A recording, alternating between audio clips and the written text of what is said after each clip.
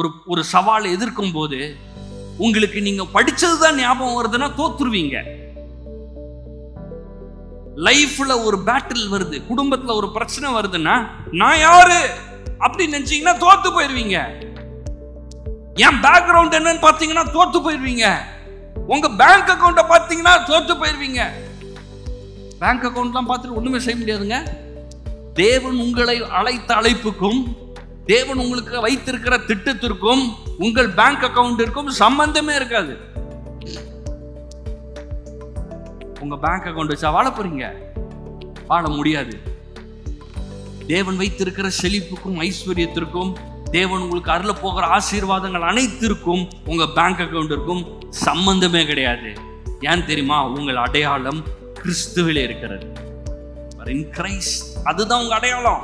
Bank account அடையாளம் கிடையாது. 10 லட்ச ரூபா வச்சிருக்கிறது பெரிய அடையாளமா? எதுவும் நடக்க கூடாது. ஆனா திடீர்னு பாத்தீங்கன்னா சில ஊர்ல பாத்தீங்கன்னா ரேட்லாம் கம்மியா இருக்கு. இன்னைக்கு ஒரு டாலர் வந்து ஒரு 80 ரூபா 82 ரூபா இருக்குன்னு வச்சுக்கோங்க. திடீர்னு 30 ரூபா ஆயிடுச்சுன்னா என்ன பண்றது? இல்ல இந்தியாவில தான் கம்மி ஆயிடுச்சுன்னா என்ன பண்றது? என்ன வேணா பண்ணலாம்ல உங்க பேங்க்ல. ஆர்பிஐல இருந்து ஒரு ஏதாவது போட்டு என்ன வேணா பண்ணலாம். அது என் அடையாளமா? ஒரு இடத்த வாங்குறாங்க, ரேட்டு கம்மி ஆயிடுச்சு சார், என்ன சார் பண்றது? என்ன பண்றது? நான் வந்து 1 கோடிக்கு வாங்கினேன், இன்னைக்கு 70 லட்சம் தான் சார் போகுது அப்படின்னா என்ன பண்ண முடியும்? ஒண்ணுமே பண்ண முடியாது. அப்ப அது அடையாளமா? இல்ல, கிறிஸ்துவே உங்கள் அடையாளம். இதெல்லாம் வச்சுக்கலாம், இதெல்லாம் என்ன வேணா பண்ணலாம்.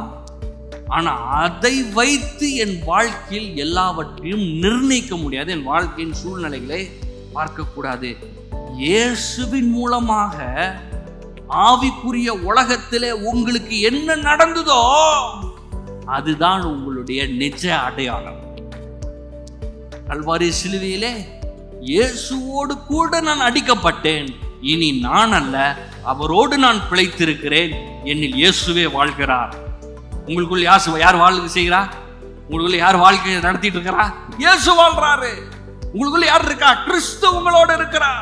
உங்களை நிறைய பேர் உங்களை தோல்வி அழைச்சிருக்கலாம், நீ முன்னேற மாட்டேன்னு சொல்லி இருக்கலாம். இந்த உலகத்துல எவ்வளவு கேவலமா பேசுவாங்களோ அவ்வளவு கேவலம்.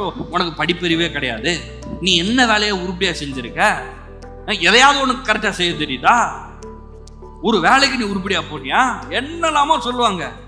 வேலையிலையும் திட்டுவான், அவன் வேலை செய்யறான்ப்பா, 5 வருஷமா நீ வேலை பார்க்கற, என்ன வேலையை பார்க்கற எல்லாம் சொல்லுவான். இதெல்லாம் வச்சு உங்க ஐடென்டிஃபிகேஷனா நீங்க ஹேண்டில் பண்ண போறீங்களா?